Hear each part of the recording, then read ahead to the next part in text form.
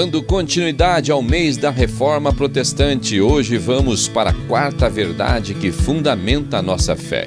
Só lhe deu glória, ou glória somente a Deus. Cheios do Espírito Santo, e a igreja nasce então em Jerusalém. A igreja que Jesus havia planejado. Essa igreja passou inicialmente pela perseguição religiosa, foram taxados de hereges, os judeus os consideraram hereges e eles foram duramente perseguidos. Depois, no ano 70, ocorreu a diáspora, ou seja, o imperador Tito invadiu Jerusalém, destruiu tudo e a nação de Israel, o Estado de Israel deixou de existir. Então, do ano 70 da nossa era até 1948, não existia território de Israel. E agora a gente está vendo os acontecimentos lá na região. Né? Em 1948, Israel recebeu de volta o território deles e começou a se formar novamente como nação. Mas a história da igreja nesse período todo correu da seguinte forma: com a diáspora, crentes, cristãos, judeus se esparramaram por todo o mundo, todo o Império Romano conhecido da época, e a igreja então nasceu em diversos pontos do Império Romano. Não apenas entre judeus, mas também entre povos gentios. E Deus então chama um dos seus apóstolos, Saulo, depois Paulo, é o nome latino dele, e ele se torna então um dos principais apóstolos na implementação ou instalação dessa igreja em diversos povos. Dali, por mais 300 anos, os primeiros apóstolos morreram, todos eles foram martirizados, exceto João. Todos os demais foram, inclusive Paulo foi decapitado no tempo do Império Romano, do imperador Nero. E após esses apóstolos, outros deram sucessão aos ensinamentos apostólicos. Foram denominados os pais da igreja, ou a era patrística. E muitos foram discipulados diretamente pelos primeiros apóstolos, que formaram esses, e esses formaram outros, que formaram outros, que formaram outros. E a palavra de Deus continuou passando nas próximas gerações. A Bíblia, ela era escrita à mão. As epístolas, todas elas eram escritas à mão. Então eram poucas as cópias que as pessoas dispunham naquele tempo. E já naquele tempo começaram a surgir inúmeras heresias contadas entre os crentes daquele tempo. Acréscimos à doutrina ensinada por Jesus, acréscimos ao Evangelho, ou interpretações equivocadas e erradas. O apóstolo Paulo foi um combatente dessas heresias. Vocês, estudiosos da Bíblia, podem ler isso nas epístolas que ele escreveu principalmente, e os outros apóstolos também. Mas lá no ano 300, depois de tanta perseguição, ninguém conseguia deter a igreja. Cantamos hoje aqui. O Coliseu não pôde deter, os leões não puderam deter, porque a igreja do Senhor Jesus, ela se move pelo Espírito Santo. E aquilo que se move pelo Espírito Santo, ninguém detém. Cantava o velho hino Batista Nacional, ninguém detém, é obra santa. Aleluia. Ninguém pode com a igreja do Senhor Jesus. E no ano 300, então, vem um duro golpe na igreja. O Império Romano, vendo que não podia, com o cristianismo, não podia deter a igreja, fez com que todos os nascidos no Império se tornassem cristãos. E um dos imperadores, Constantino, é o mais conhecido, institucionalizou a igreja. E a igreja passou a ter controle do Estado, controle do governo. A verdadeira igreja de Jesus, queridos, nunca esteve na mão de homens. Mas essa igreja institucionalizada teve. E do ano 300 até 1517, por aproximadamente 1.200 anos, a igreja então se tornou a detentora da verdade, a detentora da salvação. E ela foi se afastando gradativamente, inserindo dogmas, fugindo dos princípios da palavra de Deus e inserindo dogmas. Como as pessoas não tinham acesso à palavra de Deus, o que a igreja falava era lei. E era lei, porque a igreja era um órgão governamental. O imperador, ele era o chefe da igreja. Durante muitos anos, Deus levantou homens poderosos na palavra, cheios do Espírito Santo, no meio dessa igreja, para combater heresias que essa igreja afirmava serem verdades quando não eram. Até que em 1517, um deles, o mais famoso, que nós mencionamos aqui, Martinho Lutero, um padre, ele afixa na porta da Catedral de Wittenberg, na Alemanha, 95 teses para serem debatidas, porque eram teses que confrontavam ensinamentos da Bíblia, ensinamentos da Palavra de Deus. A igreja não gostou, a igreja institucionalizada não gostou, os líderes dessa igreja não gostaram. E ele então foi duramente perseguido, e ele foi abrigado num castelo por muitos anos. E lá nesse castelo ele escreve: Castelo forte é o nosso Deus, espada e bom escudo. Já ouviram esse hino? Nós percebemos a ação de Deus, a ação do Espírito Santo em toda a trajetória. Essas 95 teses eram tantas, muitas, né? Eu passei esses dias para um dos pastores aqui, todas elas, mas eu vou alinhar aqui rapidamente no que nós, crentes evangélicos protestantes, divergimos da igreja romana. Dessa igreja que Lutero tentou reformar, mas não conseguiu, então houve a cisão. E nasce então o protestantismo ou a igreja evangélica. Algumas dessas coisas, a primeira delas, a interpretação da Bíblia. Nós somos exegetas, ou seja, literalmente a palavra de Deus é a única regra de fé, prática e verdade para nós. Dogmas, os dogmas ensinados, eles não têm valor bíblico, não têm valor teológico, não têm valor de vida para nós. Um dos dogmas, por exemplo, da igreja romana é o purgatório. Nós não cremos, porque a Bíblia não menciona nada acerca de purgatório. Portanto, nós somos crentes da palavra, cremos na Bíblia.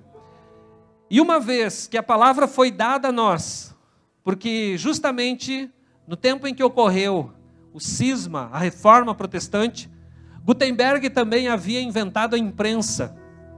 E as traduções da Bíblia, da Septuaginta, que era a Bíblia grega, elas foram então rapidamente traduzidas para outras línguas. E a primeira Bíblia a ser impressa foi no alemão, onde nasceu a reforma protestante.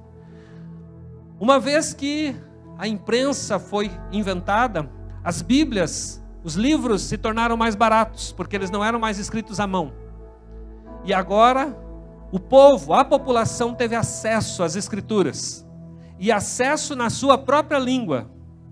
Não na língua original, não no latim, não no grego, mas agora na sua própria língua. Os alemães foram os primeiros a terem a Bíblia na sua própria língua. E a Bíblia então ela é distribuída entre o povo. E o povo começa a ler a palavra de Deus. E uma vez que conhece a palavra de Deus, começa a entender, opa, não é o que nos ensinavam, mas é o que está aqui.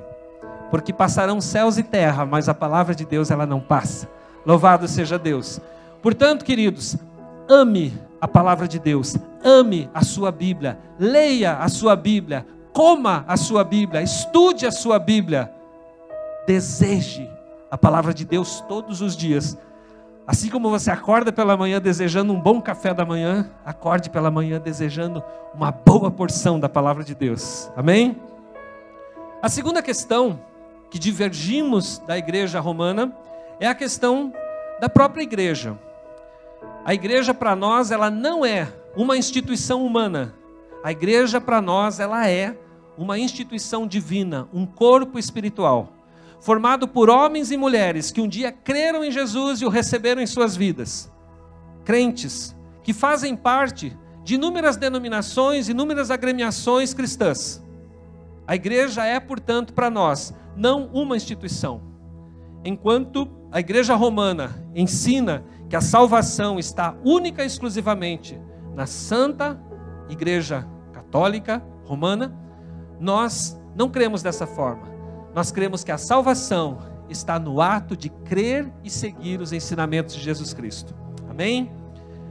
A outra questão que nós divergimos é com relação à liderança. O líder, para nós é Jesus, ele é o cabeça. A Igreja Romana tem como seu líder o Papa. E ele é, segundo a tradição, segundo o dogma papal, ele é o representante de Cristo na terra. Uma vez que Jesus transferiu o bastão para Pedro, Pedro transferiu o bastão para outro, que para outro, que para outro, que para outro, até chegar no Papa Francisco, que é o Papa dos nossos dias. Nós não cremos dessa forma. Nós cremos que a liderança da igreja está diretamente sob os cuidados de Jesus, o Cristo glorificado, aquele que foi crucificado, mas hoje vive e reina para sempre. Amém? O sacerdócio ou o ministério na igreja romana. Segundo o catolicismo, ao receberem o sacramento da ordem, bispos, sacerdotes, padres, diáconos, ganham para sempre a legitimação de servirem a Deus. Nós entendemos que homens e mulheres são chamados e vocacionados por Deus para o ministério, mas o ministério ele é uma função para a qual nós somos consagrados ou separados, e durante a nossa vida nós servimos, pode ser por toda a vida ou por tempo da nossa vida, mas não é algo que nos torna superiores ou diferentes de ninguém. Nós temos sim um chamado, né? Vivemos esse chamado, dizemos sim para o Senhor, né? Mas isso não nos torna a igreja, isso nos torna um membro da mesma igreja, mas com uma função diferente dos demais. No protestantismo, nós não vemos a profissão religiosa como uma consagração da pessoa, mas nós vemos como uma consagração a um cargo. Tá? A Eucaristia ou a Santa Ceia, no que difere? Na igreja romana, a Eucaristia é o ato em que Cristo é crucificado novamente e os membros participam do sangue de Cristo e do corpo de Cristo através da hóstia. A elevação da hóstia ou a consagração da hóstia só pode ser feita por um sacerdote romano. E quando ele eleva a hóstia, a igreja adora a hóstia como o corpo de Cristo. E eles acreditam que estão participando de um pedaço do corpo de Cristo e o sacerdote bebendo do sangue de Cristo. É interessante que os leigos não participam do sangue, só do corpo. Nós entendemos pela palavra de Deus que a Santa Ceia, ela é um memorial do que Cristo fez por nós, e todos participamos da ceia do Senhor, da Santa Ceia. Bebemos do cálice e comemos do pão, em memória do que Ele fez e anunciando a sua volta. Amém? É assim que a Bíblia nos ensina. Os sacramentos. A igreja romana possui 7 sacramentos, chamados atos sagrados. O batismo, a crisma, a eucaristia, a confissão, o casamento, a ordenação ao sacerdócio e a extrema unção. Nós, crentes evangélicos protestantes, pela palavra de Deus, entendemos que há somente 2 sacramentos, o batismo e a Santa Ceia. Maria e os santos. A Igreja Católica reverencia Maria, a mãe de Jesus, como rainha celestial e, em alguns aspectos, o equipara a ele, chamando-a de mediadora ou intercessora.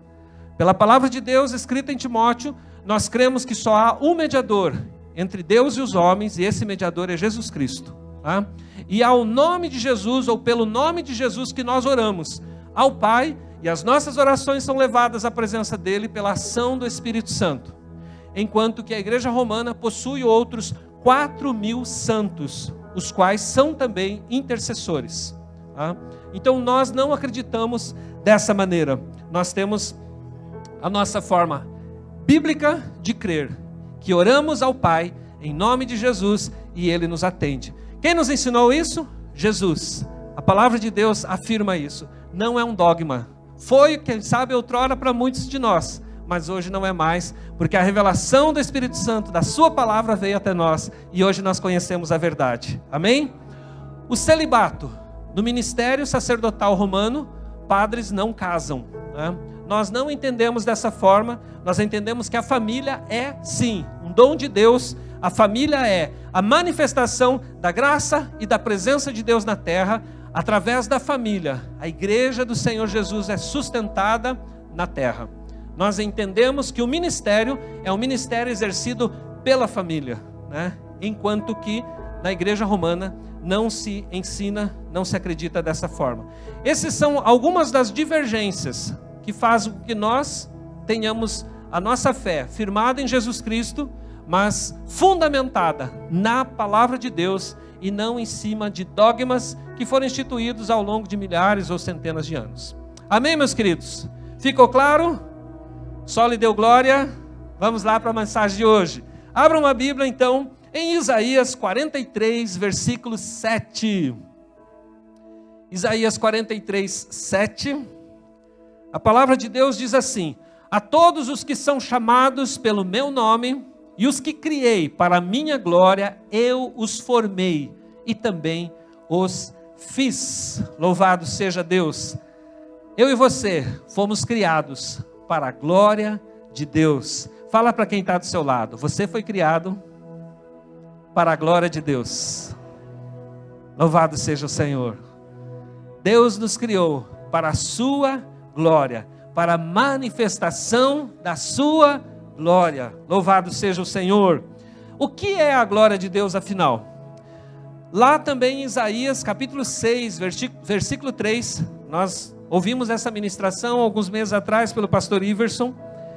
Nesse texto, Isaías tem uma visão da presença de Deus e ele vê anjos diante do altar do Senhor. E o versículo 3 diz: e clamavam uns para os outros, dizendo: Santo, Santo, Santo é o Senhor dos exércitos, toda a terra está cheia da sua glória. É interessante que a palavra santo, afirmando santo, santo, santo ao Senhor, ela é substituída pela palavra glória. Portanto, a glória de Deus é também a santidade de Deus. E quando nós acabamos de falar para o nosso irmão que fomos criados para a glória de Deus, nós fomos criados para a santidade de Deus. E santidade significa que fomos criados para sermos separados. Como igreja de Jesus, o termo igreja, eclésia, quer dizer tirados para fora. Nós fomos separados, separados do mundo, para ministrarmos ao mundo a glória que é devida a Deus. Quando a santidade de Deus, ou a glória de Deus, enche a terra, isso se chama então glória. Onde está presente a glória de Deus? Onde a santidade de Deus se manifesta. Quando isso começou? Lá em João, capítulo 17, versículo 5, na oração sacerdotal, Jesus está orando e ele diz assim ao Deus, o Pai: e agora glorifica-me, ó Pai, contigo mesmo, com a glória que eu tive junto de ti, antes que houvesse mundo. Louvado seja Deus. A glória de Deus já existia antes do mundo existir. Como isso? Eu não sei. Vou descobrir quando estiver na sua glória. Por enquanto eu não sei, porque eu estou limitado a tempo e espaço. Mas quando eu for eterno como Ele é, eu saberei. E talvez Ele nem precise me explicar. Eu saberei, porque Ele testificará isso em meu coração. Uma coisa é certa, numa das referências bíblicas diz que Deus colocou a eternidade em nosso coração. Você já percebeu que a gente existe e nunca pensa em morrer? E quando pensamos em morrer é porque estamos enganados de alguma maneira pelo príncipe desse mundo que veio para matar, roubar e destruir. Mas nós sempre desejamos vida e lutamos pela vida. Portanto, a glória de Deus, ela é o esplendor externo da beleza intrínseca e grandeza da sua multiforme perfeição. Alguns podem dizer: a glória de Deus se manifesta na natureza. A natureza é maravilhosa, sem dúvida alguma. O céu estrelado, os astros, os planetas, a natureza de um modo geral, os bosques, as florestas, o oceano, tudo isso reflete a glória de Deus, mas não é a glória de Deus. O reflexo é a imagem vista num espelho, mas a imagem vista no espelho não é a coisa em si. Vocês estão entendendo? Tudo que Deus criou, Ele criou para que em seguida Ele pudesse então formar a obra-prima de tudo que sou eu e é você.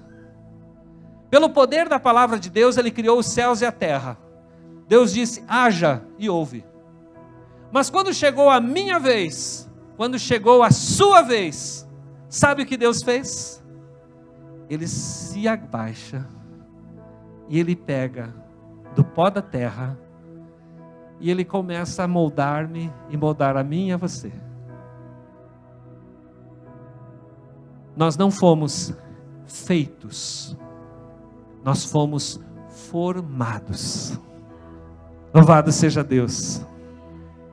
Tudo, o planeta Terra, todas as coisas, as árvores, as águas, os mares, os animais, os peixes, tudo foi feito antes, para que eu e você desfrutássemos de todo esse cuidado do nosso Criador. Ele cuida da gente, cuida ou não cuida? Gente, e você preocupado aí, esqueça essa preocupação agora, em nome de Jesus. Se Ele te fez, Ele te sustenta. Se com tanto carinho, com tanto amor, Ele te formou, aquele boleto que vence essa semana não é nada. Aquilo é mamão, aquilo é coisa do mundo. Você vale mais do que o boleto. Glória a Deus. Vocês estão vendo como o Satanás, ele é sujo, astuto. Vocês acham que ele ficou feliz com isso?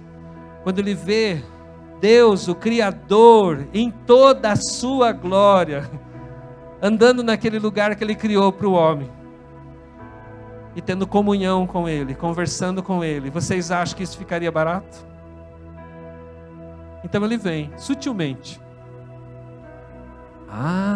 Você pode ser assim. E houve a queda. E o que aconteceu com a glória com a qual nós fomos criados?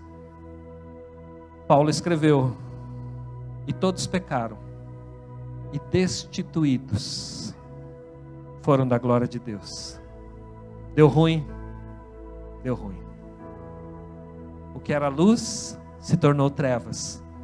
O que era vida se tornou morte. O que era alegria se tornou tristeza. O que era certeza se tornou medo. E foi a primeira emoção do homem. Quando Deus disse, Adão, onde você está? Era a hora da comunhão. Era a hora de conversar com Deus, o Criador. E o que o homem faz? Se esconde. Por que se esconde, Adão? Porque eu tive medo. Mas eu quero contar para vocês uma parte boa. Na plenitude dos tempos, esse mesmo Deus que te formou, Ele enviou o melhor que Ele tinha agora, mais uma vez. E nele, eu e você, recuperamos a glória perdida. Amém? Dá uma glória a Deus? Não está perdida. A glória foi devolvida. Louvado seja o nome do Senhor. Aleluia. E Deus nos fez de novo. Mas agora Ele não nos fez mais de barro. Agora Ele nos fez seres espirituais. Seres conectados ao Espírito Santo de Deus. Ele nos fez novas criaturas. E as coisas velhas ficaram para trás. E eis que tudo se fez novo. Gente, nós éramos criaturas. Nós existíamos, porém não éramos filhos legítimos. Mas sabe o que Ele fez? Ele nos registrou no seu próprio nome. Você foi legitimado, filho de Deus. E o teu nome está escrito no livro da vida do Cordeiro. Louvado seja o nome do Senhor. Quando começamos a pensar em termos de glória, dessa forma, queridos, a gente percebe que há algo extraordinariamente especial nesse Deus que nos salvou. É maravilhoso. Eu merecia? Não. Você merecia? Não. Domingo passado nós ouvimos a palavra sola gratia. é só pela graça.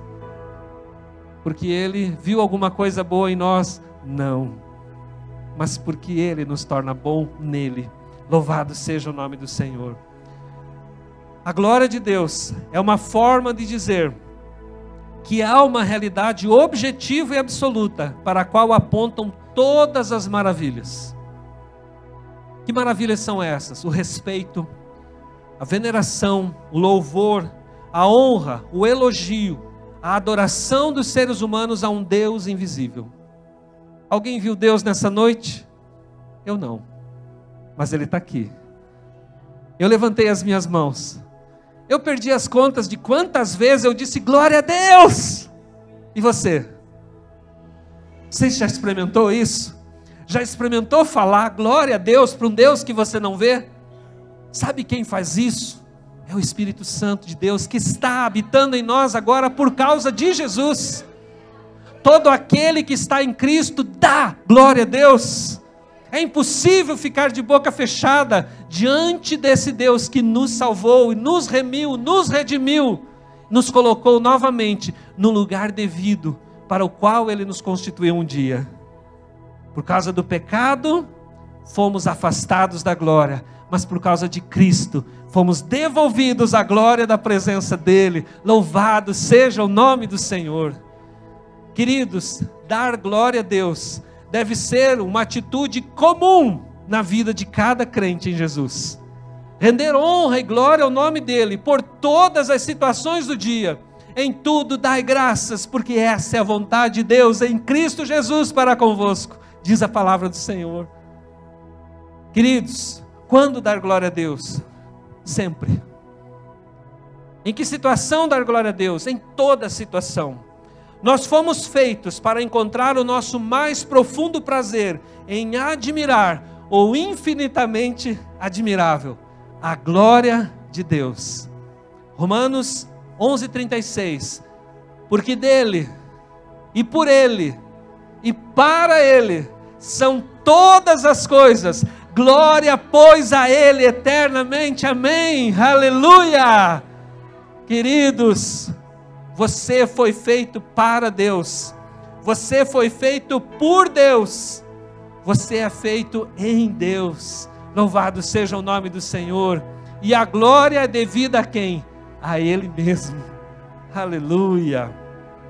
Todo o teu ser louve o nome do Senhor. Toda a tua vida glorifique e exalte o Senhor. Essa glória, queridos, ela não é uma projeção psicológica, não é uma emoção, é muito mais que isso, queridos. É a revelação da presença dEle em nossa vida. Você deve dar glórias a Deus, não porque você está feliz ou emocionado, mas você deve dar glória a Deus porque você sabe quem é você e quem é Ele. E você é filho, você é filha.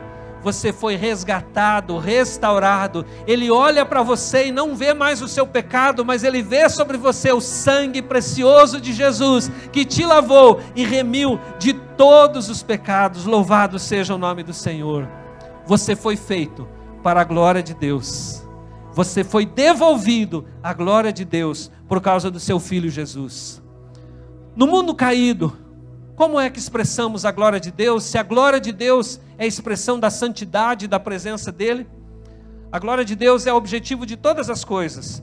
1 Coríntios 10:31 diz assim: portanto, quer comais, bebais ou façais qualquer coisa, faça para a glória de Deus. Diante daquela refeição, o almoço de domingo sempre é bom, né? Tem até maionese. Olha aquela mesa e diz: glória a Deus, eu tenho, porque o Senhor me dá. Café da manhã, pode ser aquele café pretinho que você gosta. Dê glória a Deus por ele. Queridos, em tudo, dai glória a Deus. E quando fala em tudo, é em tudo. É em tudo. Quer comais, bebais ou façais qualquer outra coisa, faça tudo para a glória de Deus. O teu trabalho, seja ele um trabalho manual, seja um trabalho intelectual, faça para a glória de Deus. Faça o seu melhor. Dê glórias a Deus através daquilo que você faz. Você não faz para você, você faz para Ele. E o resultado virá dele. Agora, se você fizer para você mesmo, não vai ter resultado nenhum. Porque eu e você somos poços sem água. Mas Ele é fonte que jorra para a vida eterna. Aleluia! Glória a Deus. Isaías 66:18. Porque conheço as suas obras e os seus pensamentos. Vem o dia em que ajuntarei todas as nações e línguas. E verão a minha glória. Aleluia, glória a Deus. A missão da igreja na terra é anunciar entre as nações a sua glória e entre os povos as suas maravilhas. Salmo 96, versículo 3. Essa é a nossa missão. Anunciar entre as nações a sua glória e entre todos os povos as suas maravilhas. A glória de Deus nesse mundo caído se manifesta através da igreja, os salvos e remidos pelo sangue do Cordeiro, por meio do serviço no Evangelho, a pregação e o ensino, por meio do testemunho de vidas piedosas e corretas diante de Deus e diante dos homens. O ensino equivocado nos dias de Lutero era que a igreja romana era a manifestação da glória. Por isso se construíam templos extraordinários, geralmente nas montanhas ou colinas, e se revestia com as pratarias e pedras mais preciosas que pudesse. Mas eu e você somos a igreja de Jesus, e a glória de Jesus se reflete em nossa vida, e não num templo de pedra ou de tijolo. Amém? Eu e você somos a habitação de Deus, e revelamos e refletimos a glória dele. João 17:24, ainda a oração sacerdotal de Jesus. Jesus orando, ele diz assim: Pai, aqueles que me deste, quero que onde eu estiver, também eles estejam comigo, para que vejam a minha glória que me deste, porque me amaste antes da fundação do mundo. O que Jesus quer? Ele quer que a gente veja a glória dele. Sabe o que ele quer? Ele quer que a gente esteja pertinho dele. Gente, Jesus não quer que a gente esteja longe dele. Ele deseja que a gente esteja com Ele. A alegria de Jesus diante do Pai, sabe qual que é? Apresentar-nos ao Pai e dizer: Pai, foram esses que eu comprei com o meu sangue lá na terra. Foram esses que eu salvei pelo meu sangue lá na terra. Pai, neles está a minha glória. Louvado seja o nome do Senhor. E o Pai dirá: que trabalho bem feito. Louvado seja Deus. O qual, sendo o resplendor da sua glória, isso está em Hebreus 1:3, a expressa imagem da sua pessoa, e sustentando todas as coisas pela palavra do seu poder, havendo feito por si mesmo a purificação dos nossos pecados, assentou-se à destra da majestade nas alturas. Jesus está lá agora. Ele não é mais o filho do carpinteiro. Ele não é mais o Nazareno, como ele foi um dia. Talvez seria extraordinário a gente conhecer Jesus naqueles dias, né? Quem está assistindo The Chosen, né? Se apaixona pelo personagem que faz o papel de Jesus. É ou não é verdade? O cara é fora de série, né? Se a gente um dia puder encontrá-lo pessoalmente, tirar uma foto com ele, dizer: eu tirei uma foto com Jesus. Né? Mas não, ele é um ator como, né? Uma pessoa como nós. Não é comum porque ele tem esse dom especial, né? Para interpretar. Mas, queridos, imagina se nós vivêssemos naquele tempo de Jesus.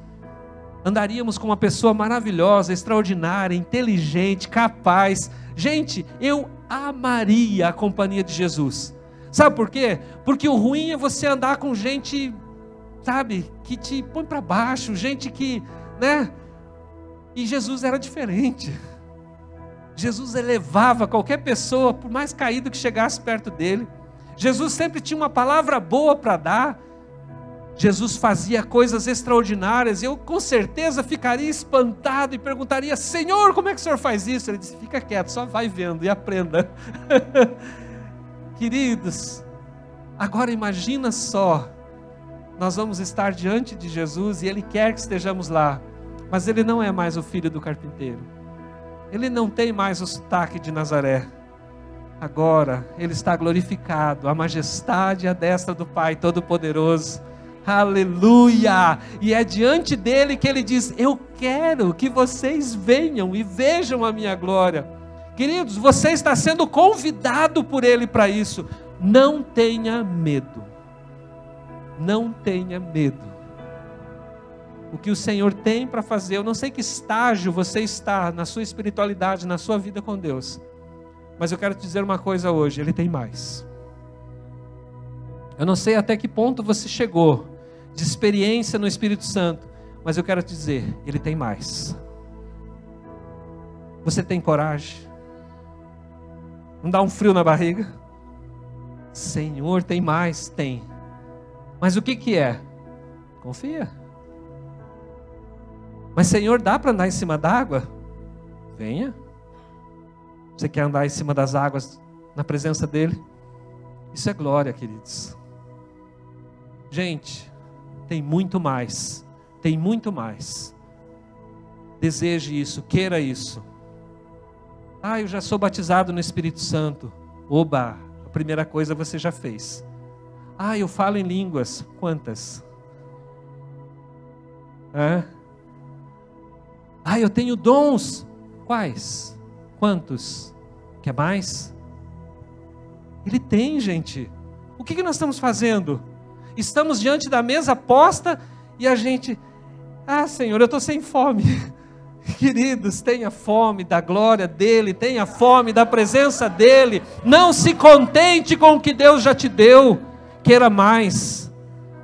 Amados, essa semana, conversando com alguns irmãos, visitando alguns irmãos, um sentimento que é comum na maioria das pessoas que nós temos conversado é o seguinte: nós estamos diante de um portal de graça e bênção que a gente não consegue imaginar o que vem depois. Gente, essa mudança é algo sobrenatural que está para acontecer. Vocês já pararam para pensar quantos virão? De onde virão? Vocês já pararam para pensar quantos de nós aqui, que por enquanto está diante da mesa, mas está dizendo para o Senhor: Senhor, eu estou meio sem fome hoje, mas que daqui a pouco vai estar nadando em graça, em unção, em poder, em sabedoria, em plenitude de Deus. Você já desejou isso? Queridos, queira isso mais do que a própria vida. Deseje isso mais do que tudo. A gente está olhando para coisas tão pequenas às vezes ao nosso redor, dificuldades do dia a dia. Queridos, isso não é nada diante do que Ele preparou para você. O que os olhos não viram, o que os ouvidos não ouviram, é isso que o Senhor preparou para você, porque Ele é infinitamente mais poderoso para dar além daquilo que pedimos ou pensamos, segundo o poder dEle que opera em nós. Queira isso em nome de Jesus.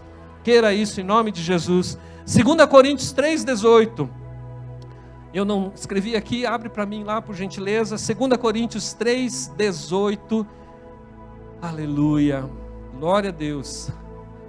Não está na listinha lá, esse aqui me veio agora, tá bom? Mas ela já vai achá-la, nós vamos ler.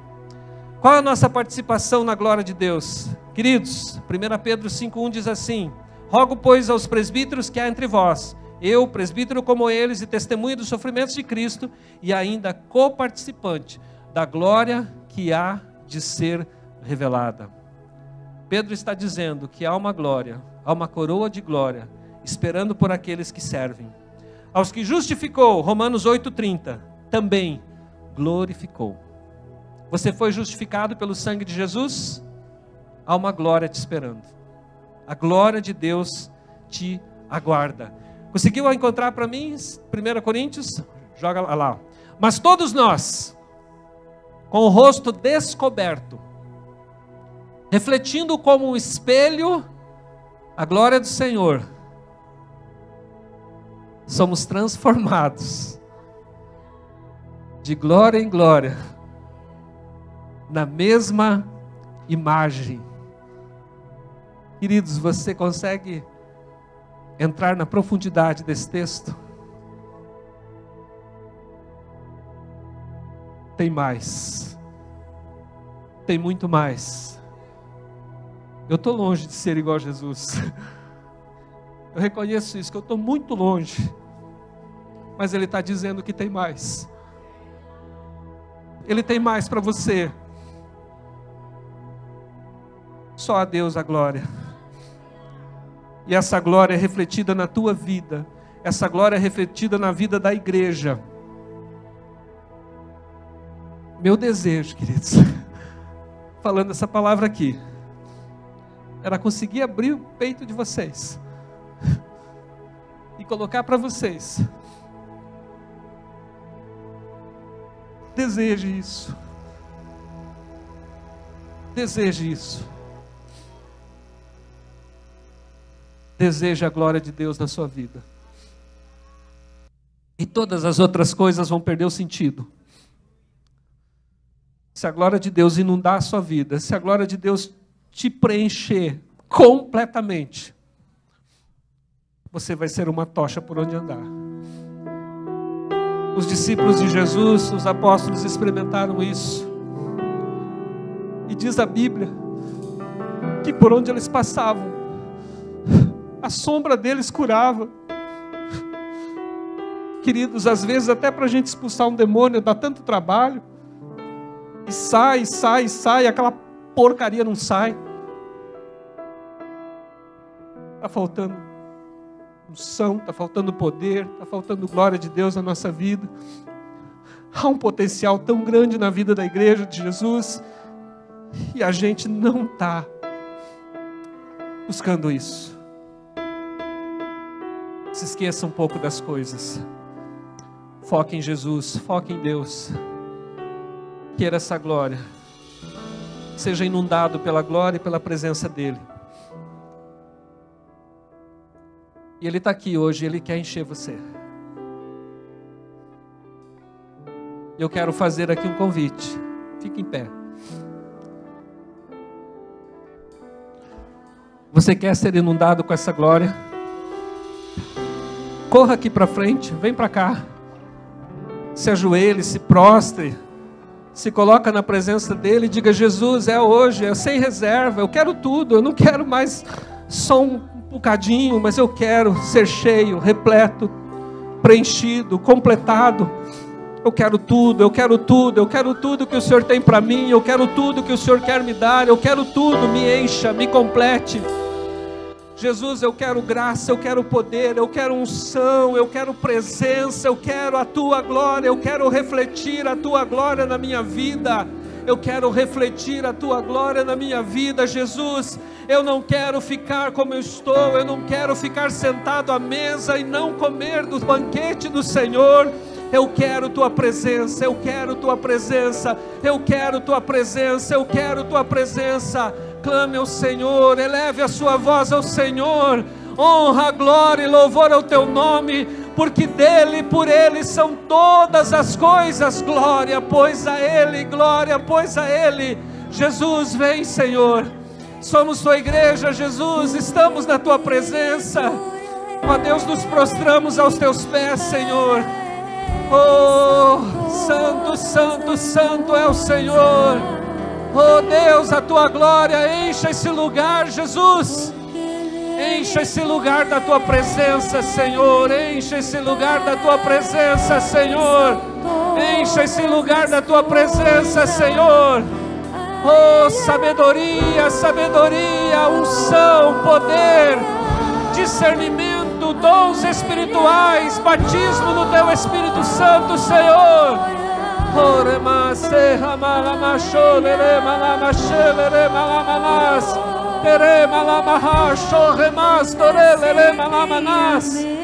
Deus, Deus, Deus, Deus, o Senhor tem mais, eu quero mais. Queremos mais da Tua unção, mais do Teu poder, mais da Tua presença. Jesus, Jesus, Jesus, clamamos por Ti, clamamos pela Tua glória, Senhor, clamamos pela Tua glória, clamamos pela Tua glória, clamamos pelo Teu poder, clamamos pela Tua unção. Deus, essa é noite no Espírito Santo, é noite da Tua glória, Senhor, é noite da Tua glória, a manifestação da Tua glória, Senhor, com louvor, com oração, a manifestação da Tua glória, Senhor, com quebrantamento, a manifestação da Tua glória, com lágrimas, a manifestação da Tua glória, com palavras de honra e de louvor ao Teu nome. Deus, Espírito Santo de Deus, vem sobre nós, Pai, vem sobre nós, Pai. Aleluia. Oh, remanche, malamanas. Aleluia, Senhor. Aleluia, Senhor. Aleluia, Senhor. Glória ao teu nome, Jesus. Glória ao teu nome, Jesus. Glória ao teu nome, Jesus. A Ele a glória, a Ele a glória, para sempre. Amém. Ao teu nome a glória, Senhor. Ao teu nome a honra, Senhor. Ao teu nome o louvor, Senhor. Oh, Jesus, Jesus, Jesus, tu és maravilhoso, Senhor.